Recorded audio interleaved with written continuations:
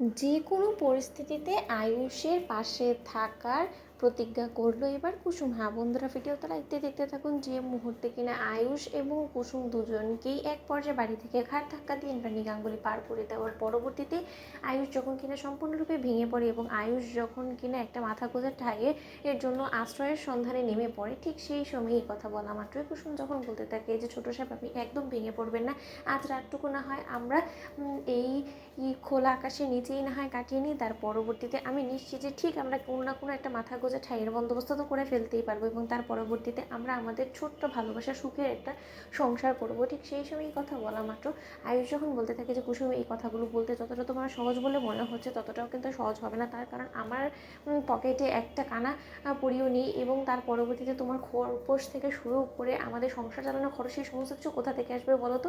ঠিক সেই সময় এই কথা বলা মাত্র এক পর্যায়ে কুসুম যখন বলতে থাকে যে ঈশ্বর যখন আমাদেরকে একে অপরের কাছাকাছি এনেছে তাহলে বাকিটা ঈশ্বরের হাতেই না হয় ছেড়ে দিন, ঈশ্বরই না হয় আমাদের ভবিষ্যৎটা ঠিক করবে। তার কারণ ছোটো সাহেব আপনি যে সিদ্ধান্ত নিয়েছেন সেই সিদ্ধান্তে অনড় রইতে হলে আপনাকে শক্ত হতে হবে।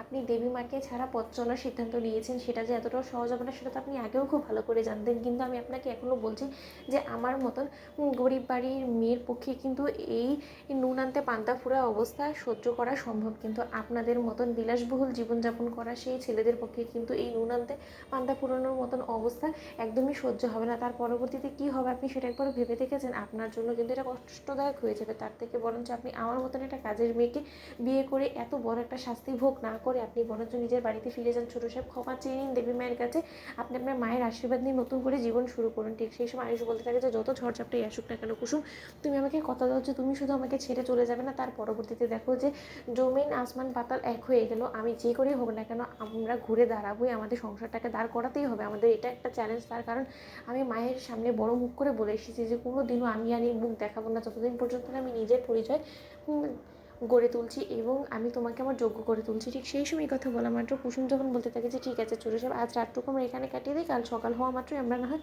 নতুন ঘর খুঁজতে বের হবো। ঠিক সেই সময়ই সকাল হওয়া মাত্রই ভাড়া ঘর খুঁজতে বেরোবো মাত্রই যেই কিনা জানতে পারে যে ইন্দ্রাণী গাঙ্গুলির ছেলে ভাড়া বাড়ির নেওয়ার জন্য এসেছে, ঠিক সেই সময় সমস্ত লোকেরা বলতে থাকে যে হায় ভগবান, ইন্দ্রাণী গাঙ্গুলির ছেলে কিনা এখন পথে পথে ভিক্ষে করে বেড়াচ্ছে, একটা ঘর ভাড়া নেওয়ার কথা বলছে, তার কিনা এরকম গাঙ্গুলি হাউসের মতন বিলাসবহুল বাড়ি, এটাও কি সম্ভব নাকি আদেও?